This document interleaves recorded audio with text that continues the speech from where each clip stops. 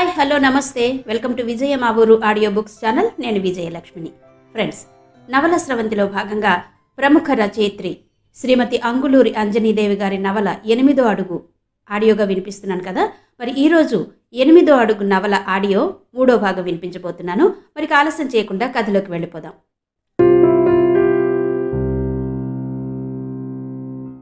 ప్రభాత్ ఉండే ఆ గదిలో ఒక్కరు మాత్రమే పడుకునే ఒక చిన్న బెడ్, దాని పక్కన మెడిసిన్కి సంబంధించిన పెద్ద పెద్ద పుస్తకాలు, స్టెథోస్కోప్, హ్యాంగర్స్కేమో అతని డ్రెస్లు, యాప్రాన్లు, ఎదురుగా 2 కుర్చీలు ఉంటాయి. ఏసీ సౌండ్ తప్ప ఆ గది నిశ్శబ్దంగా ఉంటుంది. అలా ఉన్నారేం అంకుల్, ఆరోగ్యం బాగుండలేదా? బీపీ చూడనా అంటూ దగ్గరకు వచ్చాడు ప్రభాత్. అతని నుండి హాయిగా అతి సహజంగా వీచే గాలి లాంటి పరిమళం గుప్పుమంది. వద్దు బాబు, నువ్వు కూర్చో అన్నాడు శేఖరం. ప్రభాత్తో ఏదో మాట్లాడాలని ఆయన మనశ్శరీరాలు శక్తిని కూడదీసుకుంటున్నాయి. ఎందుకంటే హేమేంద్ర తన చేతి మీద కాలితో తొక్కి సంచిలో డబ్బులు తీసుకుంటున్నప్పుడు తాగిన వాసన వచ్చింది. కొడుకు తాగుతాడన్న విషయం ఆయనకిన్ని రోజులు తెలియదు. ప్రభాత్ హేమేంద్ర చదివేది ఒకే కాలేజీ కాకపోయినా హేమేంద్ర గురించి అడిగి తెలుసుకోవాలని నెమ్మదిగా నోరు విప్పి, ప్రభాత్, హేమేంద్ర చదువుతున్నాడా లేక అన్నాడు. ఆయన పైకి చాలా ప్రశాంతంగా కనిపించాలని ప్రయత్నిస్తున్నాడు. ఏం చెప్పాలో తెలియలేదు ప్రభాత్కి. హేమేంద్ర ఎప్పుడైనా ఉన్న టైం అంతా ఎంజాయ్ చేసి పరీక్షలు దగ్గర పడుతున్నప్పుడు సిలబస్ను కుదించుకుని ఆన్సర్స్లో షార్ట్ కట్లు వెతుక్కోవడం, ఫార్ములాలు బట్టి కొట్టడం, బండగుర్తులు పెట్టుకోవడం, ఇంపార్టెంట్ క్వశ్చన్స్ మాత్రమే చదువుకోవడం చేస్తూ ఉంటాడు. ఇవి పని చేయనప్పుడు ఎగ్జామ్ హాల్లో కాపీ కొట్టి టీచర్ చేతిలో తిట్లు తింటాడు. అదేదో ఫ్యాషన్ అయినట్టు సబ్జెక్టులు మిగుల్చుకుంటాడు. ఇవన్నీ తండ్రికి తెలియనివ్వడు హేమేంద్ర. నా కొడుకు అందరిలాగే చదువుతున్నాడు అనుకుంటాడు ఆయన. ఆయన్ని నొప్పించడం ఇష్టం లేక, హేమేంద్ర ఓకే అంకుల్ అంటుంటాడు ప్రభాత్. ఇప్పుడు కూడా అలా చెప్పి అంకుల్ని మభ్యపెట్టాలా లేక నిజం చెప్పాలా అని ఆలోచిస్తున్నాడు ప్రభాత్. ప్రభాత్ మాట్లాడకపోవడం చూసి, వాడు నా చెయ్యి దాటిపోతున్నట్టు అనిపిస్తోంది ప్రభాత్ అన్నాడు శేఖరం. ఏసీ ఉన్నా ఆయనకు చెమట పోస్తోంది. ఎప్పుడో దాటిపోయాడు అంకుల్ అని అనలేక కవర్లో నుంచి సర్వపిండిని బయటకు తీశాడు ప్రభాత్. కొద్దిగా తిని, ఆంటీ దీన్ని బాగా చేస్తారు అంకుల్, నేను తిన్నానని చెప్పండి, సంతోషిస్తుంది అన్నాడు ప్రభాత్. ఆయన చెమర్చిన కళ్ళను తుడుచుకుంటూ ఎదురుగా గోడ మీద మనిషి దొంగ అని వ్రాసి ఉంటే దానివైపు చూశాడు. ప్రభాత్ అది గమనించి, మాకు ఎంసెట్ కోచింగ్ టైంలో మా లెక్చరర్ చెప్పాడు అంకుల్, మనిషి దొంగ అని. అదెంతవరకు నిజమో అర్థం కాక అక్కడ వ్రాసి పెట్టుకున్నాను అన్నాడు. ఆయన కాస్త కదిలి కండువాతో చెమట తుడుచుకుని, నిజమే బాబు, మనిషి దొంగ అంటే అంత తొందరగా ఎవరూ అంగీకరించరు. నువ్వు కూడా మీ సార్ చెప్పినప్పుడు నమ్మి ఉండవు. దాన్ని నువ్వు నమ్మాలి. అంటే జీవితాన్ని ఇంకా చూడాలి. అప్పుడు మనిషి దొంగ అన్నది కొంతవరకు నిజమే కావచ్చు అనిపిస్తుంది.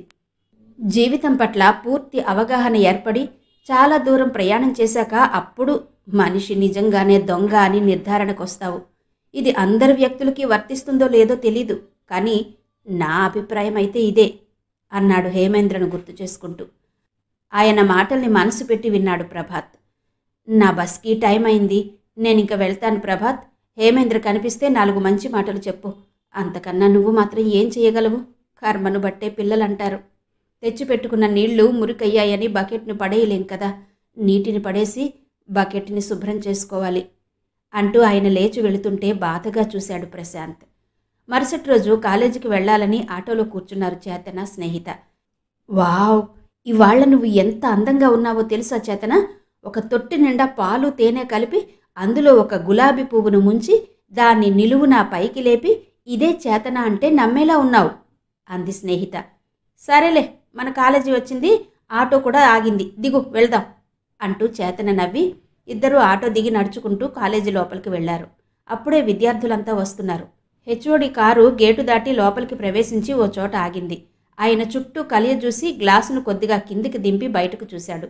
ఆయన చూస్తున్న విషయం తెలియక హేమేంద్ర చేతనను ఆగు అన్నాడు. చేతన ఆగింది. ఏం చూసుకుని నీకు పొగరు? ఆ ప్రభాతను చూసుకునే కదా అంటూ చాలా పరుషంగా మాట్లాడాడు.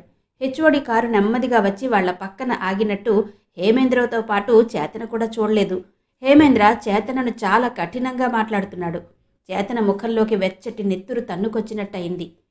నువ్వు చాలా ఓవర్ చేస్తున్నావు హేమేంద్ర, నేనిప్పుడే హెచ్ఓడి దగ్గరికి వెళ్ళి చెబుతా చూడు అంది. హేమేంద్రకి మండింది. చెప్తే ఏం చేస్తాడే ఆ హెచ్ఓడి? నేనేమైనా చిన్నపిల్లాడినా వేలు చూపిస్తే బెదిరిపోవడానికి? చూడు, నువ్వు నన్ను చూసింది చాలా తక్కువ, చూడబోయేదే ఎక్కువ. అదేంటో తెలుసా? ఇక ముందు నువ్వెవ్వరికీ చెప్పుకోలేని విధంగా నీకు చాలా గట్టి ట్రీట్మెంట్ ఇవ్వబోతున్నాను. రాత్రంతా నిద్రపోకుండా అదే ఆలోచించాను. నా నుండి ఎలా తప్పించుకుంటావో నిన్ను ఎవరు తప్పిస్తారో చూస్తాను అన్నాడు. అది విని హెచ్ఓడి కారు డోర్ తీశారు. ఆయన్ను చూడగానే చేతన ఉలిక్కి పడింది. ఆయన కారు దిగి ఛాంబర్కి వెళ్తూ, హేమేంద్ర, నువ్వు నా ఛాంబర్కి రా అన్నాడు గంభీరంగా. నెత్తిమీద ఎవరో కొట్టినట్టు షాక్ తిన్నాడు హేమేంద్ర. చేతన ముఖంలో లైట్ వెలిగింది. వీడి తిక్కకి ఇప్పుడు మంచి మందు ఇస్తాడు మన హెచ్ఓడి. లేకుంటే నీకే ట్రీట్మెంట్ ఇవ్వాలని ప్లాన్ చేస్తాడా? రావే వెళ్దాం అంటూ చేతన చెయ్యి పట్టుకుని క్లాస్ వైపు నడిచింది స్నేహిత. 2 నిమిషాల్లో వెళ్ళి హెచ్ఓడి ముందు నిలబడ్డాడు హేమేంద్ర. ఆయన ఇవే నా ఆఖరి మాటలు అన్నట్టు హేమేంద్ర వైపు చూశాడు. చూడు హేమేంద్ర, ఇప్పుడు నువ్వు విద్యార్థివి. విద్యార్థి అంటే విద్యను ఆర్జించేవాడని అర్థం. ఆ అర్థాన్ని నిలుపుకోవాలంటే చాలా ఓపిక, నేర్పు, ఓర్పు కావాలి. మనిషి శరీరానికి ఎముకలు ఎంత అవసరమో ప్రవర్తన అంత అవసరం. మన నిర్ణయాలే కదా మన భవిష్యత్తుకు ఆయువు పట్టు. ఎంత పెద్ద అపార్ట్మెంట్ అయినా ఫౌండేషన్ ఉంటేనే కదా నిలబడేది. మనం వేసుకున్న పక్క కంఫర్టబుల్గా లేనప్పుడు నిద్రలా పడుతుంది. అందుకే మొన్న నీకు ఎంతో నచ్చ చెప్పాను హేమేంద్ర. అయినా నువ్వు నీ దారిలోనే నడుస్తున్నావు. నా సర్వీస్లో ఒక విద్యార్థి చదువు ఏ కారణంగానైనా మధ్యలో ఆగిపోతే ఆ విద్యార్థి కంట తడి నా గుండెను తడిపినట్టు అయ్యో అనిపిస్తుంది. ఏం చేయను చెప్పు? ఇప్పటికీ నిన్ను సస్పెండ్ చేయాలని లేదు. కానీ నీకు భవిష్యత్తు విలువ తెలియాలి. నా ప్రవర్తన వల్లే కదా ఇలా అయింది అని కూడా ఆలోచించాలి. నీలో మార్పు రావాలి. లేకుంటే నీ ప్రవర్తన వల్ల వేరే వాళ్ళు బాధపడాల్సి వస్తుంది. నీలో మంచి మార్పు కోసం ఎదురు చూస్తూ నిన్నొక నెల సస్పెండ్ చేస్తున్నాను అన్నాడు హెచ్ఓడి. అగ్నిశకలం సూటిగా వచ్చి ముఖాన్ని తాకినట్టయింది హేమేంద్రకి. పండు పక్వానికొచ్చి కింద పడడం వేరు, మధ్యలోనే రాయి తగిలి కింద పడడం వేరు. ఇప్పుడు నేను చేతన అనే రాయి తగిలి బొక్క బోర్లా పడ్డాను. ఇందులో ఏ విదేశీ కుట్ర కానీ శత్రుదేశాల హస్తం కానీ లేదు. నాకు నేనుగా పెట్టుకున్న భస్మాసుర హస్తం అని మనసులో అనుకుంటూ ఉడికిపోతున్న రక్తాన్ని ఎలా చల్లబరుచుకోవాలో అర్థం కాక ఆ ఛాంబర్లో నుంచి దొర్లుతున్న గుండులా వేగంగా బయటపడ్డాడు హేమేంద్ర. వేట పని చెయ్యక పరిగెత్తే చిరుతను చూస్తే ఎవ్వరికైనా చిన్న చూపే. అలాంటి చూపులే అతన్ని వెనక నుండి చాలా లోతుగా గుచ్చుకున్నాయి. అక్కడున్న అమ్మాయిలందరూ చీప్గా చూస్తున్నట్టు అనిపించింది. అయినా ఆ కాలేజీలో నిలబడే అర్హత లేనట్టు ఆయుధాన్ని కోల్పోయిన వాడిలా మౌనంగా వెళ్ళాడు హేమేంద్ర. హేమేంద్ర నిన్నటి నుండి కనిపించకపోతే ఊరెళ్ళాడు అనుకున్నారు ధనుంజయరావు, సులక్షణమ్మ. అంతలో ప్రభాత్ వచ్చి, నానా, హేమేంద్ర నీకు ఈ విషయం చెప్పాడా అన్నాడు. ఏ విషయం ప్రభాత్ అడిగాడు ధనుంజయరావు. చేతన చెప్పింది నాన్న, హేమేంద్రని వాళ్ళ కాలేజీలో సస్పెండ్ చేశారట అంటూ జరిగింది చెప్పాడు ప్రభాత్. సులక్షణమ్మ ఆశ్చర్యపోతూ బాధగా చూసింది. ఏమోనండి, చిన్నప్పుడు కూడా హేమేంద్ర ఇలాగే ఉండేవాడు. ఏ కాస్త నొప్పి కలిగినా అనుకరణ ఏడుపుతో వాళ్ళమ్మను చంపుకు తినేవాడు. కావాలన్నది ఇచ్చేదాకా బుజ్జగించి ముద్దాడేదాకా విసుగిస్తూనే ఉండేవాడు. ఇప్పటికి కూడా అలాగే ఉన్నాడు. దీన్ని బట్టి చూస్తుంటే ఏ పువ్వు పరిమళం ఆ పువ్వుదే కానీ ఇంకో వాసన రాదనిపిస్తోంది. లేకుంటే అంత మంచి ప్రొఫెషనల్ కోర్సుకు వచ్చి ప్రస్తుతం తనుండేది ఎందరో మేధావుల్ని తయారు చేసే పవిత్రమైన విద్యాలయం అని తెలిసి ఈ చిల్లర పనులేంటి? అంతా స్వయంకృతం కాకపోతే అంది. రౌతుకు మెలకువలు తెలియకపోతే గుర్రం మీద నుండి కింద పడతాడు సులక్షణ. హేమేంద్ర కూడా అంతే. అతనికి ఇంకా కొన్ని మెలకువలు తెలియవు అన్నాడు ధనుంజయరావు. ఎంత ముద్దుగా సమర్థిస్తున్నారండి హేమేంద్రను అందామె. ఇది సమర్థింపు కాదు, బాధ. జీవితంలో మనిషి దేన్నైనా కోల్పోవడానికి క్షణం పట్టదు. తిరిగి దాన్ని పొందాలంటే ఒక్కోసారి దశాబ్దాలు సరిపోకపోవచ్చు. సరేలే, జీవితంలో ఉన్నన్ని కొత్త కొత్త పాఠాలు మరెక్కడా ఉండవంటారు. హేమేంద్రకి కూడా ఇదో పాఠం అనుకుందాం అన్నాడు ధనుంజయరావు. జీవిత పాఠాలను బుద్ధిగా విని ఆకలింపు చేసుకోవడం కూడా ఓ అద్భుతమైన కళ అంటారు. మరి ఆ కళ హేమేంద్రలో ఉందంటారా? ఏమో చెప్పలేం సులక్షణ. జీవితంలో కోలుకోలేని దెబ్బలు తిన్నవారు కూడా ఆత్మవిశ్వాసంతో తిరిగి కొత్త జీవితాన్ని ప్రారంభించి ఛాలెంజింగ్గా తిరుగుతున్నారు. హేమేంద్ర కూడా మంచి విషయాలపై మనసు నిలిపితే ఏదీ అసాధ్యం కాదు అంటూ ఆ మాటల్ని అంతటితో ఆపేశాడాయన. హేమేంద్ర కాలేజీలో సస్పెండ్ కాగానే ఊరెళ్ళాడు. హేమేంద్ర వచ్చి 4 రోజులవుతోంది, ఇంకా వరంగల్ వెళ్ళలేదేం కరుణ అంటూ భార్య దగ్గరకు వెళ్ళాడు శేఖరం. మీరే అడగండి, నాతో చెప్తాడా? వచ్చినప్పటి నుండి నాతో మాట్లాడడమే లేదు. అదిగో మన ఇంటి వెనక వేప చెట్టు పక్కన మట్టి తవ్వి గుంట చేస్తున్నాడు. ఆ గుంట ఎందుకో వెళ్ళి చూడండి అంది కరుణమ్మ. ఆమెకు కొడుకు విషయంలో చాలా బాధగా ఉంది. హేమేంద్ర ఎంసెట్ లాంగ్ టర్మ్ తీసుకుంటున్నప్పుడు కొద్ది రోజులు ఆమె వరంగల్ వెళ్ళి కొడుకుతో పాటు ఓ రూమ్లో ఉంది.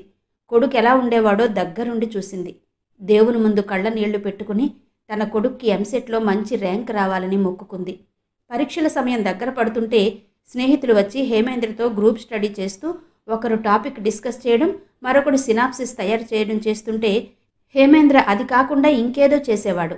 వాళ్లలో కొందరు వాళ్ళ సీనియర్స్ని కలిసి వాళ్ళు ప్రిపేర్ అయిన విధానం అడిగి తెలుసుకుంటూ పరీక్షల సిలబస్ కరెక్ట్గా తెలుసుకుని ఏదైనా మిస్ అయిన పాఠాలుంటే వాటిని పూర్తి చేసుకుని నోట్స్ అన్నీ కంప్లీట్ చేసుకుని క్వశ్చన్ పేపర్ ఫార్మాట్ ఎలా ఉంటుందో ముందుగానే తెలుసుకుని దానికి అనుగుణంగా ప్రిపేర్ అవుతుంటే హేమేంద్ర మాత్రం తన ఫ్రెండ్ని గిల్లి సినిమాకి తీసుకెళ్లేవాడు. అదేమంటే పుస్తకాలు ముందేసుకుని అర్ధరాత్రులు దాటుతున్నా కదలకుండా కూర్చునేవాడు. ఫ్రెండ్స్ కనిపించగానే ముఖం అదోలా పెట్టి పుస్తకం తెరిస్తే అంతా తెలిసినట్టే ఉంది, మూసేస్తే ఏమీ రానట్టే ఉందిరా అనేవాడు. అది విని వాళ్లలో ఒక అతను హేమేంద్రను కూర్చోబెట్టి, చూడు హేమ్, మన మైండ్ అనేది కంప్యూటర్లోని హార్డ్ డిస్క్ లాంటిది. అందులో మనం ఎంత సమాచారాన్నైనా నిల్వ చేసుకోవచ్చు. ఫలానా దాన్ని గుర్తుంచుకోవాలి అని మనస్ఫూర్తిగా కోరుకోకపోతే అది మన నోటీస్కి అందదు, గుర్తుండదు. ప్రాక్టీస్ వల్లే ఏదైనా పర్ఫెక్ట్ అవుతుంది. లక్ష్యం లేకుండా చదవద్దు. ఈ గంటలో నేను ఈ చాప్టర్ ఫినిష్ చేయాలి, ఈ అరగంటలో ఈ రివిజన్ పూర్తయిపోవాలి అని మనసులో అనుకోవాలి. సరేనా అంటూ హేమేంద్ర వెంటపడి మరీ ఎగ్జామ్ రాయించాడు. అలా ఎంసెట్లో గట్టెక్కి బీఫార్మసీలో జాయిన్ అయ్యాడు. ఇప్పుడు ఆ రోజులు లేవు. ఏమాత్రం అవకాశం దొరికినా ఒక చేయి పట్టి పైకి లాగే ఫ్రెండ్స్ కన్నా ఇంకో చేయి పట్టి కిందికి లాగే ఫ్రెండ్సే ఎక్కువగా ఉన్నారు అనుకుంది కరుణ. భార్య ఏదో గుంట అనగానే గబగబా కొడుకు దగ్గరికి వెళ్ళాడు శేఖరం. తండ్రిని చూసినా చూడనట్టే తన పనిలో తనున్నాడు హేమేంద్ర. ఆ రోజు తనని కింద పడేసి డబ్బులు తీసుకున్నప్పటి నుండి కొడుకంటే ఆయనకి భయంగానే ఉంది. ఏ మాట మాట్లాడితే ఎలా మీదికొస్తాడో అని మాట్లాడడం మానేశాడు. అలా అని ఇది నాది కాదులే అన్నట్టు కన్న కొడుక్కి దూరంగా ఉండలేడు. అలా ఉండగలిగితే గాయాలున్న పిల్లన గ్రోవిలా తన మనసు ఇంత మౌన మృదంగిని అయి ఉండేదా? అందుకే దగ్గరగా వెళ్ళి, ఎందుకురా హేమేంద్ర ఆ గొయ్యి అన్నాడు శేఖరం. నీకోసం నాకోసం కాదులే, ఇక్కడ ఇంకో చెట్టు నాటాలి అన్నాడు. ఇంకో చెట్టు దేనికి? ఇప్పుడున్న చెట్లు చాలవా? నీకేమైనా పిచ్చా అన్నాడు శేఖరం. ఇది పెరిగాక నరుకుతాన్లే అన్నాడు నిర్లక్ష్యంగా. నరుకుతావా? చెట్టు కూడా జీవితం లాంటిదే. పెరిగే కొద్దీ ఆ చెట్టును అతి జాగ్రత్తగా ఎక్కి దిగుతూ సుఖ సంతోషాలనే పళ్ళు ఫలాలను అనుభవించాలి. మధ్యలోనే నరికేయకూడదని వీడికి ఎలా తెలియాలి? అందరూ పూలను నలిపితే వీడు చెట్టునే నలిపేలా ఉన్నాడే అని అనుకుంటూ, పెంచుకునేది నరకడానికట్రా హేమేంద్ర అన్నాడు అతి కష్టంగా శేఖరం. నరికే ఉద్దేశం ఉంటేనే పెంచుకోవాలి అంటూ కసిగా బలంగా నేలను గుణపంతో గట్టిగా పొడిచాడు. మట్టి ఎగిరి హేమేంద్ర కంట్లో పడింది. అబ్బా అన్నాడు వెంటనే హేమేంద్ర. ఏమైంది హేమేంద్ర? అయ్యో మట్టి పడినట్టుందిరా, ఏది చూడ్ని అంటూ కొడుకు దగ్గరగా వెళ్ళాడు. ఆయన ప్రాణాలన్నీ ఆ కొడుకు చుట్టే ఉన్నాయి. కరుణమ్మకు హేమేంద్ర అబ్బా అని అరవడం వినిపించి పరిగెత్తుకుంటూ వచ్చింది. కొడుకు ముఖాన్ని అప్పుడే రెక్కలు మొలుస్తున్న కోడిపిల్లను దోసిట్లో పట్టుకున్నంత పదిలంగా పట్టుకుని, నలపకు నాన్న, కళ్ళు దెబ్బతింటాయి అన్నారిద్దరూ ఒకేసారి. ఈ ప్రేమకేం తక్కువ లేదు, దీనివల్ల ఏమొస్తుంది? నాకేమిస్తున్నారు మీరు? ఆపండి మీ గోల అంటూ వాళ్లను నెట్టాడు హేమేంద్ర. అతను నెట్టగానే ఇద్దరూ ఆపుకోలేక చెరో పక్కన పడ్డారు. ఆమెకి మోచేయి పగిలింది, ఆయనకి నుదురు చిట్లింది. కరుణమ్మ చాలా మెల్లగా, వీడి కోపం వస్తే మనిషి కాడండి, అంతా మా నాన్న కోపం వచ్చింది వీడికి, ఏం చేద్దాం అంది. కర్మ అనుకున్నాడు శేఖరం. ఆమె బాధపడుతూ నెమ్మదిగా లేచి భర్తను లేపి లోపలికి తీసుకెళ్ళింది. హేమేంద్ర వెళ్ళి నీళ్లతో ముఖం కళ్ళు కడుక్కుని వేప చెట్టు కింద ఉన్న మంచంపై కూర్చున్నాడు. ఇప్పుడు ఎలా ఉందిరా అంటూ వెళ్ళి కొడుక్కు కాస్త దూరంగా నిలబడ్డాడు శేఖరం. కొడుకు కళ్ళు ఏమవుతాయో అని ఆయనకు చాలా కంగారుగా ఉంది. ఏం కాలేదులే అన్నాడు హేమేంద్ర. ఆయన హమ్మయ్య అనుకుని, కాలేజీకి సెలవులేమైనా ఇచ్చారా హేమేంద్ర అన్నాడు మెల్లగా. అప్పటి వరకు తన మోచేతుల్ని మోకాళ్లపై పెట్టుకుని కాస్త వంగి నేలవైపు చూస్తున్న హేమేంద్రకి చిర్రెత్తుకొచ్చింది. అలాంటిదేం లేదులే, నేనే వెళ్ళలేదు అన్నాడు. కాలేజీ ఉండి కూడా వెళ్ళలేదా? ఎంత డబ్బు కట్టానురా కాలేజీలో, అయినా అందరూ కాలేజీకి వెళ్ళి చదువుకుంటుంటే నువ్వు ఇంట్లో ఉండి ఏం చేస్తావు అన్నాడు శేఖరం. అందరితో నన్ను పోల్చకు. నువ్వు అందరి తండ్రుల్లా ఉన్నావా? నీకేం తక్కువ చేశానురా? నీకు అలాగే అనిపిస్తుందిలే. కానీ చదువు ముఖ్యం కదరా. ఏదో ఉన్నంతలో సర్దుకుపోవాలి. అంటే నన్ను ట్రెడ్మిల్లో పెట్టి వదిలి మైదానంలో పరిగెత్తుతున్నట్టు ఊహించుకోమంటున్నావా? అలా కుదరదు. ఇప్పుడు నేను చదువుతున్నది ప్రొఫెషనల్ కోర్స్. ప్రతిదీ ప్రొఫెషనల్గానే ఉండాలి. సరే, నీకు ఇప్పుడు డబ్బేగా కావాలి. ప్రస్తుతం ఎంత కావాలో చెప్పు. నీ బస్ టైం వరకు ఎవరినైనా అడిగి తెస్తాను. అంతేకాని నువ్వు ఇలా కాలేజీ మానుకోవద్దు. కాలేజీ పేరుతో నువ్వు ఇప్పటికే చాలా తెచ్చావు కానీ ఇక తెచ్చింది చాలు. ఆగు, నేను ఇక ఆ కాలేజీకి వెళ్ళట్లేదు. చదువు మానేస్తున్నా. చదువెందుకురా మానేయడం? ఆ చదువే లేకుంటే నువ్వింకా చెడిపోతావురా. నీకెంత కావాలో చెప్పు, ఇప్పుడే తెస్తాను. నువ్విలాగే నన్ను విసిగించావనుకో, గుర్రాన్ని నది దగ్గరకు తీసుకెళ్లి నీళ్లు తాగమన్నట్టే ఉంటుంది అంటూ తన కాలేజీలో సస్పెండ్ అయిన విషయం ఆయనతో చెప్పకుండా దాచాడు. అది కాదు హేమేంద్ర, నువ్వు మాలాగా ఎద్దుల్ని పొడిచి భూమిని చీల్చి బ్రతకలేవురా. నా మాట విని వెళ్ళి చదువుకోరా అంటూ బ్రతిమాలాడు శేఖరం. ఆయన మాటల్లో పితృవాత్సల్యం పొంగి ఉప్పొంగడం స్పష్టంగా తెలుస్తోంది. కొంతమంది కొడుకులు కొన్ని వేల సంవత్సరాలు నేలలో కలిసిపోకుండా విషవాయువుల్ని విడుదల చేసే ప్లాస్టిక్ కవర్లు, పాత సెల్ ఫోన్లు, ఎలక్ట్రానిక్ వస్తువుల్లాగా తయారై భూమి తల్లికి కీడు చేస్తున్నా తండ్రి మాత్రం ఆకాశంలా మారి ఊపిరి, వెలుతురు, పోషణ అందిస్తూ కడుపున మోయకపోయినా కడుపులో పెట్టుకోవాలని చూస్తాడు.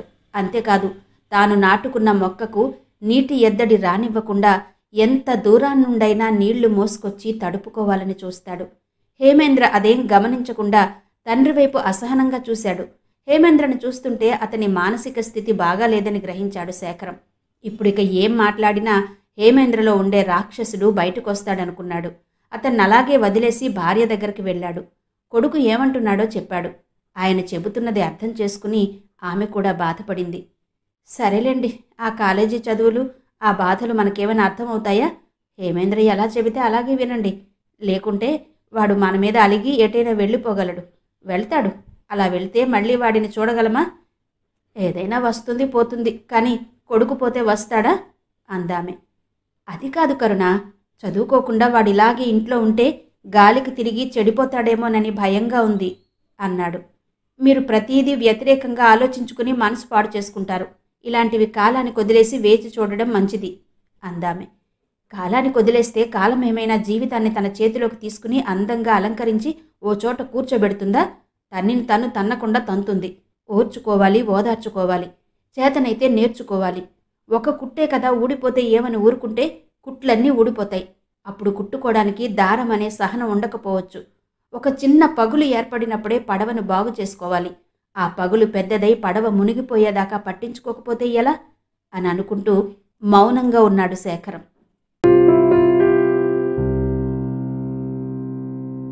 స్నేహిత ఉందా బామ్మ అంటూ లోపలికొచ్చింది చేతన. ఆమెను చూడగానే, రా చేతన, కూర్చో, నీ గురించే మాట్లాడుకుంటున్నాం. వీళ్ళు నా స్నేహితురాళ్ళు అంటూ ఆమె పక్కన కూర్చుని ఉన్న రామేశ్వర్ని, కాత్యాయనని పరిచయం చేసింది గోమతమ్మ. చేతన వాళ్లకు నమస్తే చెప్పింది. ఏం మాట్లాడుకుంటున్నారు బామ్మ నా గురించి అంటూ నవ్వుతూ కూర్చుంది. ఏం లేదు చేతన, నా మనవడు భువనేష్కి స్నేహితనిచ్చి పెళ్లి చేస్తున్నాం కదా, ఇంత అర్జెంటుగా పెళ్లి చేయటం ఎందుకో వీళ్ళకి అర్థమయ్యేలా చెబుతున్నాను. రామేశ్వర్ ఏమనలేదు, కానీ కాత్యాయనికి నచ్చినట్టు లేదు ఈ పెళ్లి. అసలు నిన్ను హేమేంద్ర ఏడిపిస్తున్నాడనే కదా ఇప్పుడు స్నేహితకు పెళ్లి చేస్తున్నాం, లేకుంటే B.Pharmacy అయ్యాకే చేసేవాళ్ళం అంది గోమతమ్మ. రామేశ్వర్ ఏమనలేదు, కానీ కాత్యాయనికి నచ్చినట్టు లేదు ఈ పెళ్లి. అసలు నిన్ను ఆ హేమేంద్ర ఏడిపిస్తున్నాడనే కదా ఇప్పుడు స్నేహితకు పెళ్లి చేస్తున్నాం, లేకుంటే B.Pharmacy అయ్యాకే చేసేవాళ్ళం అంది గోమతమ్మ. కాత్యాయనికి ఈ పెళ్లి ఎందుకు నచ్చటం లేదో నాకు అర్థం కావడం లేదు. ఈరోజు చేతనను ఏడిపించినవాడు రేపు స్నేహితుని ఏడిపించడన్న గ్యారంటీ ఏంటి? ఇప్పుడు వాడు కాలేజీలో లేడులే అని అనుకోవడానికి కూడా లేదు, ఇంకొకడు తయారవుతాడు. అది కాత్యాయనికి అర్థం కావడం లేదు. నాకు తెలిసి ఇప్పుడు మీరు స్నేహితుకు పెళ్లి చేయడమే మంచిది గోమతి. ఈ విషయంలో నువ్వేం ఆలోచించకు. అయ్యో, అప్పుడే ఆడపిల్లకు పెళ్ళేంటి, స్నేహితుకు అనవసరంగా పెళ్లి చేస్తున్నామేమో అని కూడా అనుకోకు. అలాంటి అడ్డవెధవల చెడు చూపులు ఆడపిల్లలకు అంత మంచిది కాదు అంది రామేశ్వరి. అయ్యో బామ్మ, హేమేంద్ర ఆడపిల్లల జోలికి పోడు. నా సమస్య అది కాదు, నాది వేరే. కారణాలేవైనా అతను బాగా హర్ట్ అయినట్టున్నాడు. అందులో నుంచి బయటకు రాలేకపోతున్నాడు. ఎవరు చెప్పినా వినకుండా ఇంకా ఎక్కువ చేస్తున్నాడు. అందుకే గోమతి బామ్మ స్నేహితుని కాలేజీకి పంపడం మానేసింది.